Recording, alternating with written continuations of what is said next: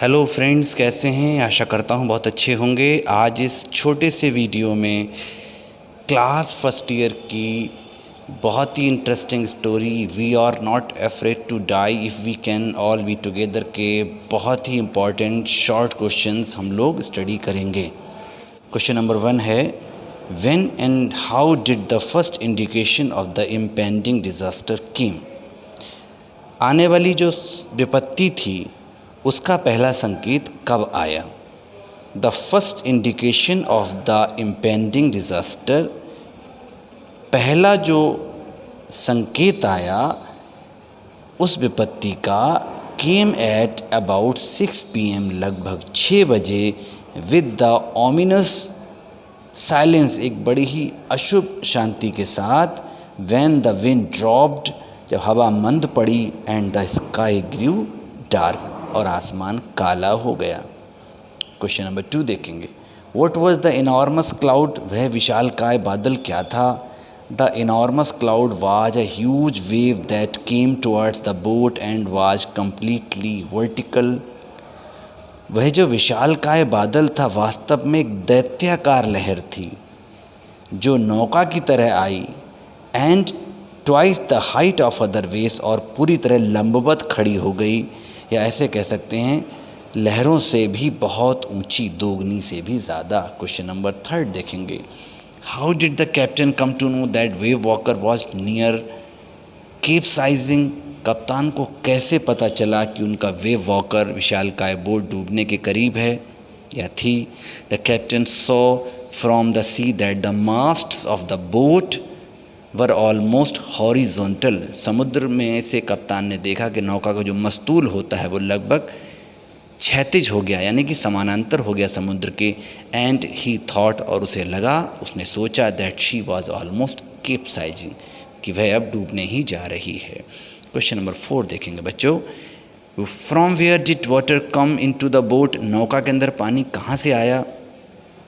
The starboard side and the hull of the boat were badly damaged. नौका का दायां भाग और पेंदा पूरी तरह से क्षतग्रस्त हो गए थे।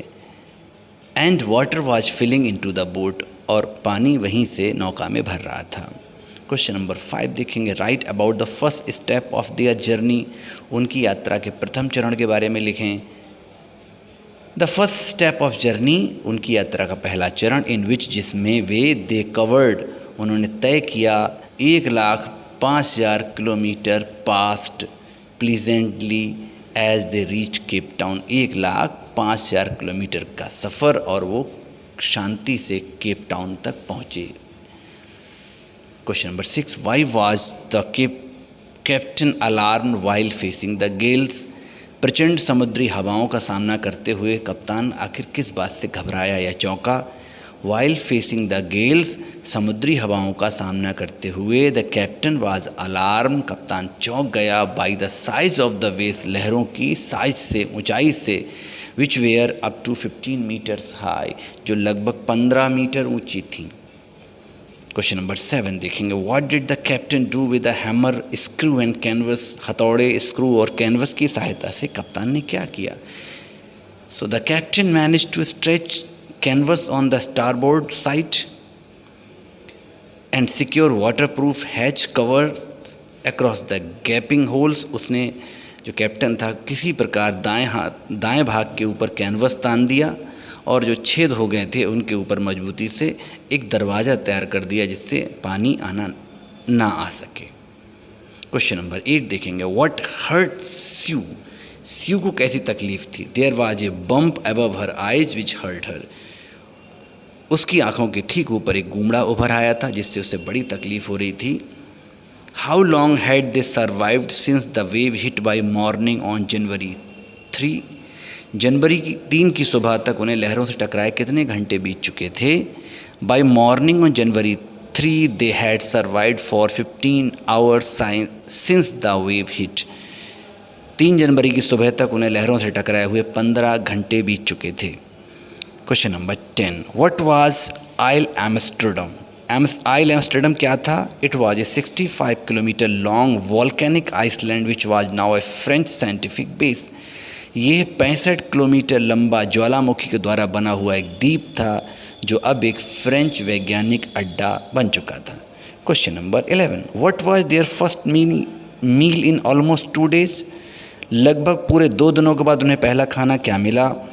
There first meal in almost 2 days included some corn beef and cracker biscuit. लगभग 2 दिनों के बाद उन्हें भोजन में नमकीन बीफ, गाय का मांस और कुछ क्रैकर बिस्किट मिले। क्वेश्चन नंबर 12 देखते हैं। Why did the captain and his wife sit hand in hand in the evening of January 5 जनवरी की शाम को कप्तान और उसकी पत्नी हाथों में हाथ डाले क्यों बैठे रहे? They did so because they feel that the end was very near and they got emotional. उन्हें ऐसा लग रहा था कि उनकी ज़िंदगी बड़ी मुश्किल से बची, मौत बिल्कुल पास से गुजर गई और वे बड़े इमोशनल या भावुक हो गए थे। When did the captain expect to see the Iceland? कप्तान को द्वीप कब तक दिखने की आशा थी, दिखाई पड़ने की आशा थी? The captain expected to see the Iceland by 5 PM. कप्तान को 5 बजे तक द्वीप दिख पड़ने की आशा थी। Why were the children happy? बच्चे खुश क्यों थे? The children were happy because around 6 PM they had spotted the Iceland. बच्चे इसलिए खुश थे कि लगभग शाम 6 बजे के आसपास उन्होंने उस द्वीप को देख लिया था। Question number 15. How many inhabitants were there on the Iceland and how did they act to see the captain and his boat? उस द्वीप पर, वॉल्केनिक आइसलैंड पर कितने लोग थे और उन्होंने नौका को देखकर क्या प्रतिक्रिया की? There were 28 inhabitants on the Iceland and they happily helped the captain. लगभग 28 लोग थे वहाँ पर, उन्होंने नौका में मदद की लोगों की। And the other members of the boat reach the shore, और किनारे पर उन्हें लाने के लिए पूरी कोशिश की।